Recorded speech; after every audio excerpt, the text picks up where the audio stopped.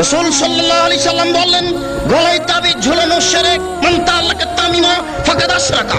কেউ যদি তাবিজ ঝুলায় তাহলে ও শিরক করলো। যে কোনো তাবিজ, যে কোনো মাদুলি, কোরআন মাজিদের আয়াত লিখে তাবিজ ঝুলালে ডবল অন্যায় হয়। কোরআন মাজিদ কারো গলায় ঝুলে পায়খানায় যাওয়ার জন্য আসেনি, গলায় ঝুলে পেশাবখানায় যাওয়ার জন্য আসেনি। যে কোনো অন্যায় করবে কোরআন মাজিদের আয়াত গলায় করে, এটা নয়।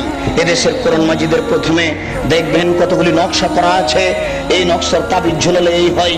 এদেশে যারা কোরআন ছাপাচ্ছে, এরকম আকীদা যারা রাখে, এরাও মুশরিক।